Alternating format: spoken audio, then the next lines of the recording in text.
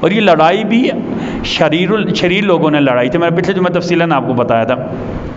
اس کے بعد اگلا جو واقعہ ہوا نا جنگ صفین کا، سیدنا علی اپنے علاقے سے نکلے، صفین ایک بارڈر ایریا ہے، ٹھیک ہے، عراق اور شام کے درمیان، اب بھی اس کو وادی ابی ہریرہ کہتے ہیں، موجودہ دور میں اس کا نام ہے وادی ابی ہریرہ، ٹھیک ہے جی۔ تو سیدنا علی اپنی فوجیں لے کر گئیں اور شام والے سیدنا معاویہ بھی اپنی فوجیں لے کر آئے۔ بعض لوگوں نے لکھا ہوا ہے سیدنا علی کی فوجوں کی تعداد 70,000 کے قریب تھی، اور جو اہل شام تھے سیدنا معاویہ رضی اللہ تعالیٰ عنہ، ان کی فوجوں کی تعداد 95,000 یا 1,00,000 کے قریب تھی۔ اچھا یہ جنگ کتنے دن ہوئی ہے ٹوٹل؟ یہ پہلے اچھا یہ جب فوجیں آمنے سامنے ہوں گی تقریباً تب بھی 1.5 ماہ تک آپس میں، بلکہ بعض لوگوں نے کہا 2 سے 2.5 ماہ تک آپس میں مذاکرات چلتے رہے۔ صحابہ کرام کا ایک باقاعدہ گروپ تھا جنہیں قراء کہتے تھے، وہ عالم دین تھے، علماء دین تھے، انہوں نے صلح کی کوششیں کی، لیکن اس جنگ میں صلح نہ ہونے، جو لوگ نہیں چاہتے صلح، ان میں جو سر فہرست تھا ان کا نام تھا مالک بن حارث الاشترنخعی، یہ شرارت کی جڑ تھا۔ سیدنا علی کی طرف سے اس جنگ میں جو کمانڈر مقرر کیے گئے تھے، سپہ سالار مقرر کیے گئے تھے، ان کا نام ثابت بن قیس، یہ سیدنا علی کے کمانڈر تھے۔ ایک مرتبہ صلح کی بات چلی نا، ایک صحابی تھے وہ گئے، ابو مسلم خولانی تابعی تھے رحمۃ اللہ تعالیٰ، وہ گئے صلح کی بات، واپس آ کر انہوں نے کہا کہ سیدنا معاویہ یوں کہتے ہیں، سیدنا معاویہ یوں کہتے ہیں، سیدنا معاویہ یوں کہتے ہیں۔ اچھا اب سیدنا علی کے دل میں آیا کہ ہم دوبارہ اس کے جواب دیں۔ یہ جو مالک بن اشترنخعی تھا، میں نے کہا تھا اس کا نام یاد کر لیں، شریروں کا سردار تھا، سب سے بڑا شریر تھا یہ، سب سے بڑا، حالانکہ جنگ یرموک میں شریک ہوا تھا، اس کی ایک آنکھ ضائع ہو گئی تھی، لیکن یہ اس زمانے کا کانا دجال بنا ہوا تھا، بہت بڑا شریر تھا یہ۔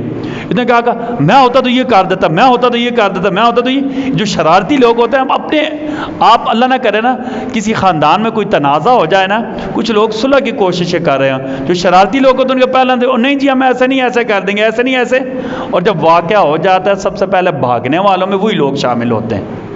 بالکل یہ بھی ایسے ہی کر رہا تھا مالک بن اشترنخعی، حتیٰ کہ ایک مرتبہ اس نے اپنے لوگوں کو، اس کے شرارتی لوگ تھے نا، وہ ہر بات پر پروپیگنڈا شروع کر دیتے تھے۔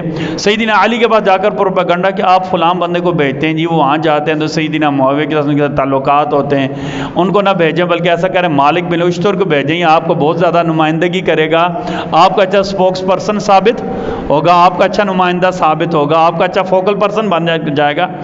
تو ثابت بن قیس کو جب پتہ چلا نا تو بہت عقل مند تھے، انہوں نے کہا اچھا اس بندے کو بھیجیں جو یہ سارے فتنے کی جڑ ہے، جس کی ساری آگ لگائی ہے، اس بندے کو صلح کے لیے بھی بھیج دیں۔ خیر صلح نہ ہو سکی، فوجیں آمنے سامنے آ گئیں، ٹھیک ہے جی، لڑائی ہوئی۔ 15 صفر 37 ہجری بدھ کے دن لڑائی شروع ہوئی، 15 صفر 37 ہجری بدھ کے دن لڑائی شروع ہوئی، ٹھیک ہے جی۔ 16 صفر بھی لڑائی ہوتی رہی، 17 صفر جمعہ کا دن تھا، اس کو لیلۃ الحریر کہتے ہیں، گمسان کی لڑائی، سخت ترین لڑائی کا دن تھا۔ اتنی سخت لڑائی ہوئی کہ ویسے ہی ہوتا تھا، نمازوں کے لیے وقفہ کرتے تھے، نہ نمازوں کا وقفہ ہوا، کھانے کے بیچ میں لڑائی میں وقفہ ہوتا تھا، لاشیں اٹھانے کا بھی وقفہ ہوتا تھا، جنگ کے اصول ہوتے ہیں کہ فریقین اپنی لاشیں اٹھاتے ہوتے ہیں، اس کا بھی وقفہ نہیں ہوا۔ سیدنا علی نے جب انتہائی خون دیکھا، سیدنا علی پریشان ہو گئے، حتیٰ کہ بعض کتابوں میں لکھا ہوا ہے کہ سیدنا حسن رضی اللہ تعالیٰ عنہ نے کہا، حضرت علی کا یہ کیا ہو رہا ہے، یعنی اتنا زیادہ خون بہہ رہا ہے، اتنے زیادہ لوگ شہید ہو رہے ہیں۔ تو سیدنا علی نے کہا، سیدنا حسن کا میں نے آپ کو کہا تھا نا، آپ نے میری بات نہیں مانی تھی۔ سیدنا حسن کا موقف یہ تھا پہلے دن سے کہ آپس میں بیٹھ کر بات کی جائے۔ انہوں نے اپنے والد کو کہا، ابو جی میں نے آپ کو کہا تھا نا، اس کے یہی انجام ہونا تھا۔ پھر سیدنا علی نے بات چلائی، صلح ہونی چاہیے۔ سیدنا معاویہ کی طرف سے لشکر میں بات چلی، شام کو جب لڑائی ختم ہوئی تو انہوں نے کہا کل ہم لڑائی نہیں کریں گے، ہم ایک کمیٹی بنائیں گے جو حالات کا جائزہ لے گی اور فریقین کے درمیان صلح کرائے گی۔ فریقین کی طرف سے حکم مقرر ہوئے، ثالث مقرر ہوئے۔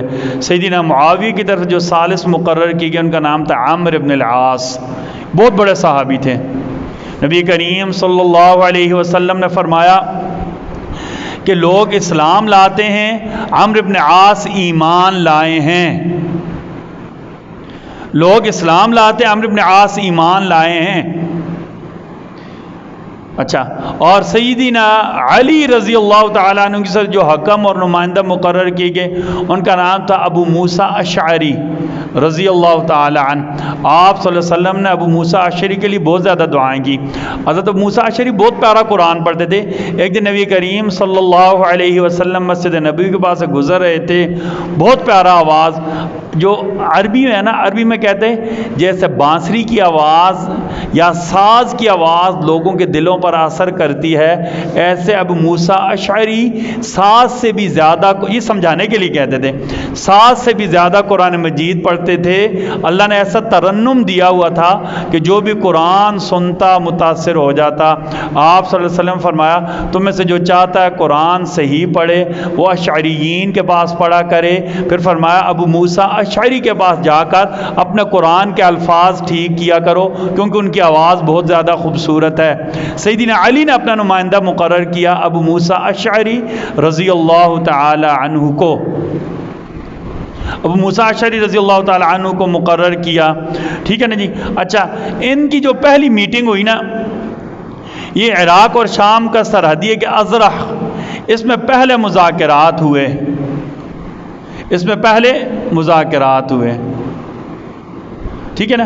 یہاں تک کہ رمضان میں ان کی دوبارہ ایک میٹنگ ہوئی. اس کے بعد کیا کہتے ہیں، ذیقعد تک کی میٹنگیں چلتی گئیں.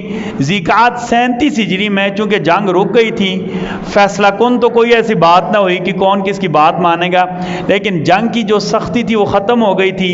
فریقین، حضرت علی بھی اپنے کوفہ لوٹ گئے تھے، سیدنا معاویہ بھی شام چلے گئے تھے.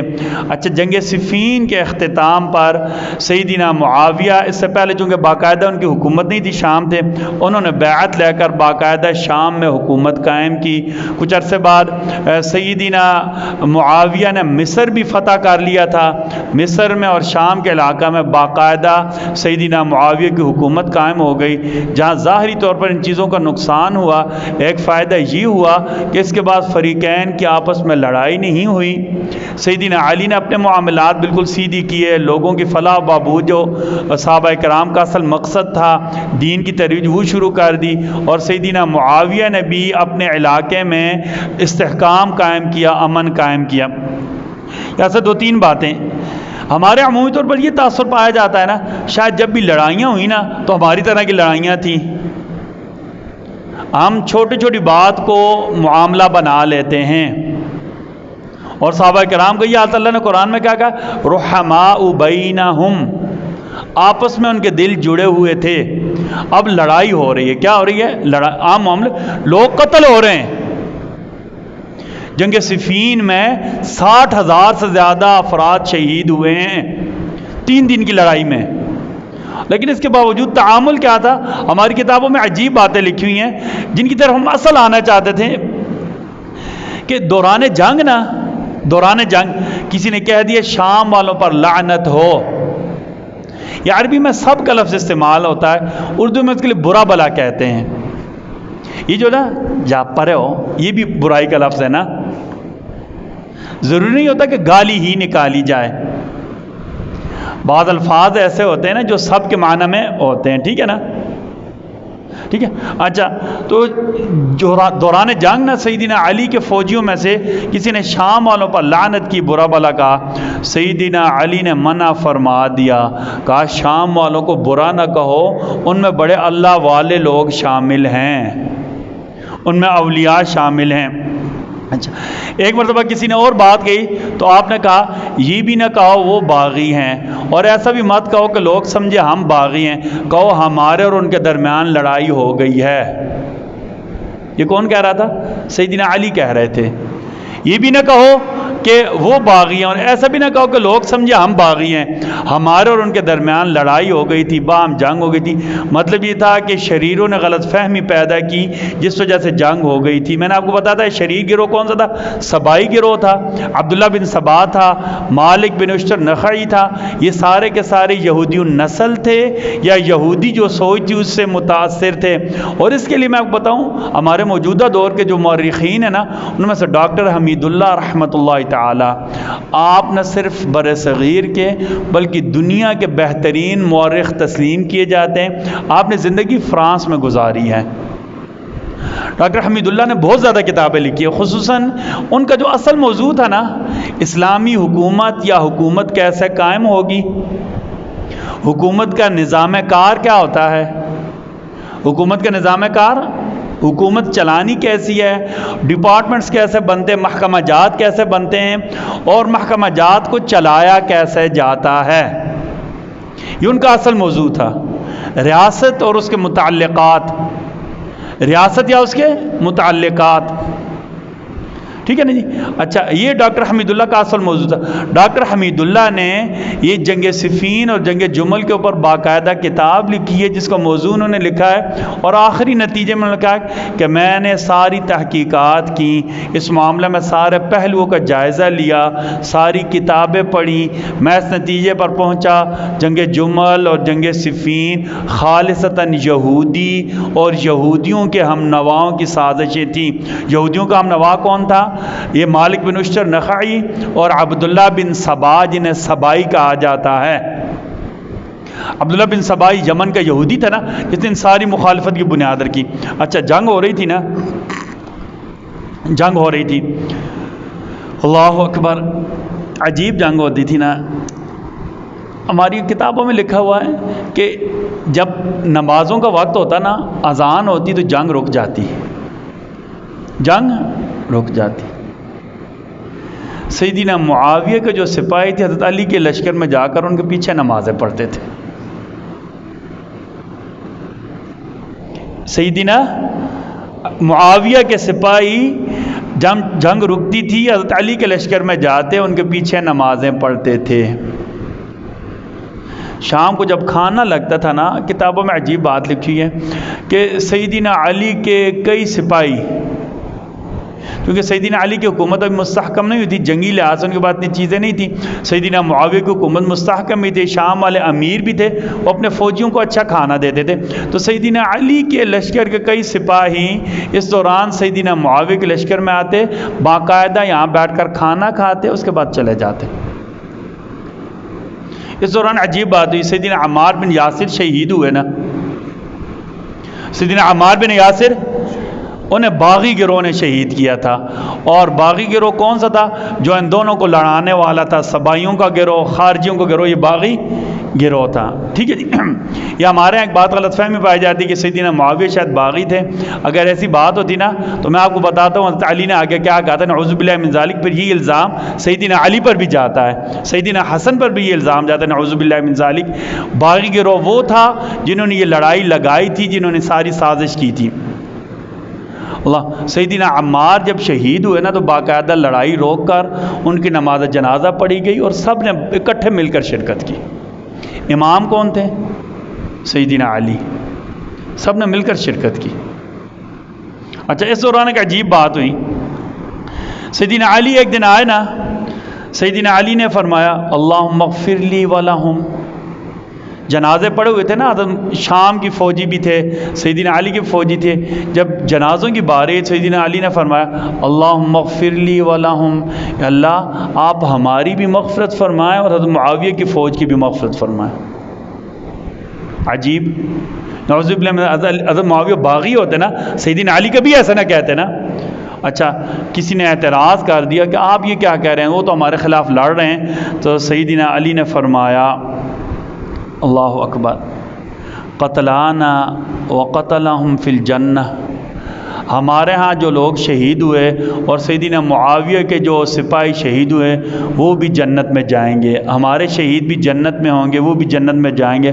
اب لوگوں نے کہا ایسے آپ کیوں کہہ رہے ہیں؟ فرمایا میں اور معاویہ اس بات کے جواب دہ ہوں گے، اختلاف میرا اور معاویہ کا تھا، میں اور معاویہ اس بارے میں کیا ہوں گے؟ جواب دہ ہوں گے. قتلانا و قتلام فی الجنہ، معاویہ کے سپاہی بھی جنتی ہیں، ہمارے سپاہی بھی جنتی ہیں. کون کہہ رہا ہے؟ سیدنا علی کہہ رہے ہیں. جیسے دوران عجیب اور واقعہ، دو واقعات میں آپ کو بتاتا ہوں. دوران جنگ سیدنا علی کو ایک اطلاع ملی کہ سیدنا حسن اور آپ کے بھتیجے عبداللہ بن جعفر نے، عبداللہ بن جعفر کے ساتھ سیدنا علی کا دوہرا تعلق تھا. میں آپ کو ایک عجیب رشتہ بتاتا ہوں نا، کبھی کبھی ہوتا ہے رشتے سمجھنے سے نا باتیں سمجھ آتی ہیں. عبداللہ بن جعفر کی والدہ کا نام، یہ حضرت علی کے بھتیجے تھے، حضرت علی کے بڑے بھائی تھے جعفر طیار، یہ ان کے بیٹے تھے عبداللہ بن جعفر. اچھا، عبداللہ بن جعفر کی والدہ کا نام تھا اسماء بنت عمیس. کیا نام تھا؟ اسماء بنت عمیس. ان کا نکاح کس کے ساتھ ہوا تھا؟ سیدنا علی کے بڑے بھائی حضرت جعفر کے ساتھ. حضرت جعفر جنگ موتا میں شہید ہو گئے نا، تو عبداللہ بن جعفر کی جو والدہ تھی، سیدنا علی کی جو بھابھی تھی، ان کا نکاح دوبارہ ہوا سیدنا ابو بکر کے ساتھ. ابو بکر کا ان کا ابو بکر کی وفات کے بعد، عدت کے بعد، اسماء بنت عمیس کا جو تیسرا نکاح تھا کس کے ساتھ ہوا؟ سیدنا علی کے ساتھ ہوا ہے. اچھا، اب عبداللہ بن جعفر کا کیا تعلق تھا؟ عبداللہ بن جعفر حضرت علی کے سوتیلے بیٹے بھی تھے اور سگے بھتیجے بھی تھے. ٹھیک ہے نا؟ اچھا، ان کی اور سیدنا حسن کی آپس میں بہت زیادہ دوستی تھی. ان کی اور سیدنا حسن کی آپس میں بہت زیادہ دوستی تھی، اور دونوں کے بارے میں آتا ہے دونوں بہت زیادہ سخی تھے. دیالو ایک لفظ بولا جاتا ہے نا، بہت زیادہ پیسے دینے والے تھے. اچھا، اب جو لوگوں کی ضروریات ہوتی ہیں نا جنگ کے دوران بڑھ جاتی ہیں، تو کہتے ہیں حضرت حسن عبداللہ بن جعفر جنگ میں بڑی سخاوت کرتے تھے، ان کے پاس سے پیسے ختم ہو گئے، ان کے پاس سے پیسے ختم. اب جنگ لگی ہوئی ہے، حضرت علی کے حضرت معاویہ کی لڑائی لگی ہے. عبداللہ بن جعفر اور سیدنا حسن نے خط لکھا حضرت معاویہ کو کہ چچا جان، ہمارے پاس سے پیسے ختم ہو گئے، آپ ہمیں پیسے بھیج دیں. عجیب. حضرت معاویہ کو خط پہنچا، انہوں نے تھیلی میں پیسے ڈالے، 4 ہزار درہم ڈالے، 8,000 چاندی کے سکے. حضرت حسن اور حضرت عبداللہ بن جعفر کو، علی کو پتہ چلا، انہوں نے کہا یہ تم نے کیا کیا ہے؟ تو انہوں نے کہا کہ چونکہ آپ کی طرف سے حالات سخت تھے، سیدنا علی حساب بہت زیادہ کرتے تھے نا، آپ نے ہمیں پیسے نہیں دیے تو ہم نے اپنے چچا سے پیسے مانگ لیے. تو سیدنا علی کوئی نہیں کہا کہ آپ نے برا کیوں کیا.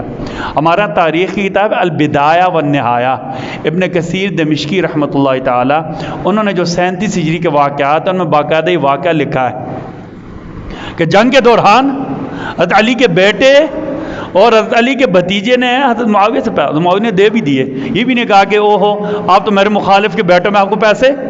حضرت علی بھی نہیں یہ کہا کہ یار تم نے یہ کیا کر دیا. اچھا، دوسری بات، دوران جنگ نا جو روم کا بادشاہ تھا قیصر روم، چونکہ سیدنا علی مسلمانوں کے خلیفہ تھے نا، قیصر روم نے دیکھا کہ حضرت علی کی لڑائی لگی ہوئی ہے. قیصر روم نے حضرت علی کو خط لکھا، قیصر روم نے حضرت علی کو خط لکھا کہ میں آپ کے اوپر حملہ کر دوں گا، آپ کی حکومت کو تہس نہس کر دوں گا. حضرت علی کے پاس خط آیا. اب حضرت علی مشاورت کر رہے تھے کہ ہم اس کو کیا جواب دیں. ایک صحابی گئے، انہوں نے حضرت معاویہ کو جا کر کہا معاویہ آپ کی اور علی کی لڑائی لگی ہوئی ہے، روم کے عیسائی بادشاہ نے حضرت علی کو یہ خط لکھا. حضرت معاویہ نے فوراً منگوایا، اپنا جو لکھنے والا تھا اس کو منگوایا اور کہا جواب لکھو. بسم اللہ الرحمن الرحیم. اللہ کے بندے، نبی کریم صلی اللہ علیہ وسلم کے صحابی اور علی کے بھائی معاویہ کی طرف سے خط کہاں سے شروع کیا؟ اللہ کے بندے، نبی کریم صلی اللہ علیہ وسلم کے صحابی اور علی کے بھائی معاویہ کی طرف سے روم کے کتے کے نام، روم کے کتے کے نام. اور نیچے پتہ کیا لکھا؟ رومی کتے، یاد رکھنا اگر تم نے میرے بھائی علی کی طرف قدم بڑھایا تو سب سے پہلے تیرے پاؤں کاٹنے کے لیے معاویہ آگے کھڑا ہوگا. بھائیو، یہ اختلاف تھے نا، اور یہ تعامل تھا دوران لڑائی، دوران جنگ. یہ سارے واقعات پیش ہے. میں کیا بتلاتے ہیں؟ امت مسلمہ کا متفقہ موقف یاد رکھیں، آسان ترین موقف۔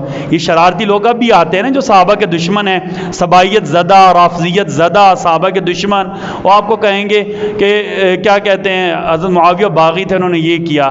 دوسرے ناصبیت زدہ جو خلفاء راشدین کو نہیں مانتے وہ کیا کہیں گے نعوذ باللہ علی غلط ہے۔ نہیں، امت مسلمہ کا متفقہ موقف کیا ہے؟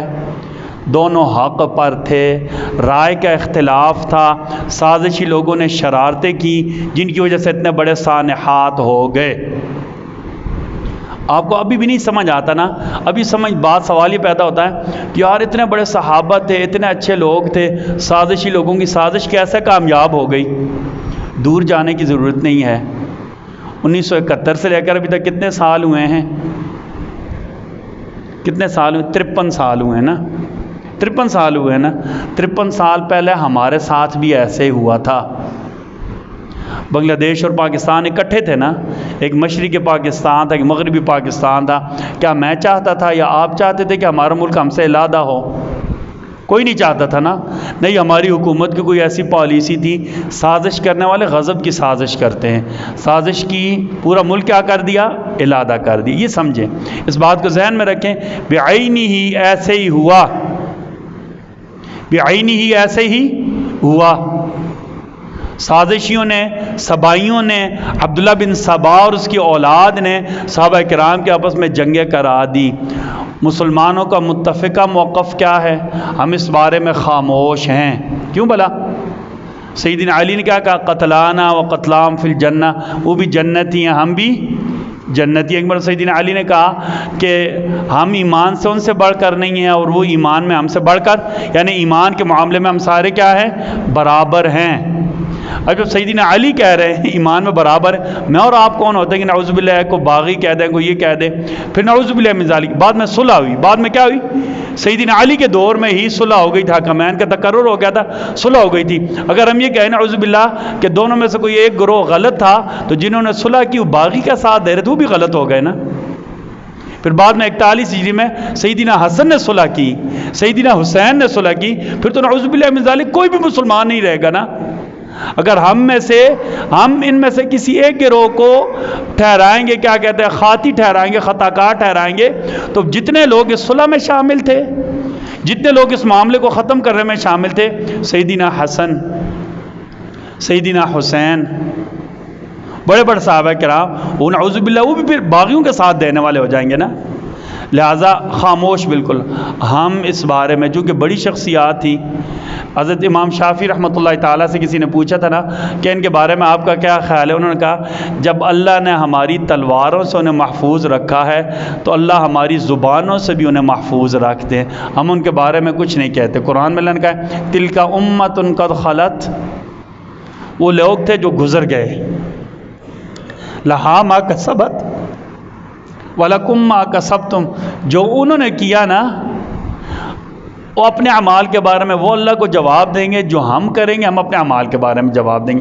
اللہ مجھ سے آپ سے نہیں پوچھیں گے علی اور معاویہ کا حشر کیا کرنا ہے، اللہ پوچھیں گے مجھ سے اور آپ سے نہیں پوچھیں گے نا۔ تو ان کا معاملہ اور اللہ کا معاملہ، ہم خاموش ہیں۔ ہم سیدنا علی کو حق والا، سیدنا علی کو خلیفہ راشد سمجھتے ہیں، سیدنا معاویہ کو بھی ہم خلیفہ عادل، خلیفہ حق سمجھتے ہیں، یہ سارے ایمان والے تھے۔ یہ امت مسلمہ کا متفقہ موقف ہے۔ اچھا، آخری انشاءاللہ باذن اللہ تعالیٰ زندگی رہی تو اس سلسلہ کا آخری جمعہ ہم نے اگلے جمعہ پڑھانا ہے کہ اتفاق کیسے ہوا، ٹھیک ہے نا، اور اس ساری باتوں کا نتیجہ کیا نہیں۔ اب 2-3 باتیں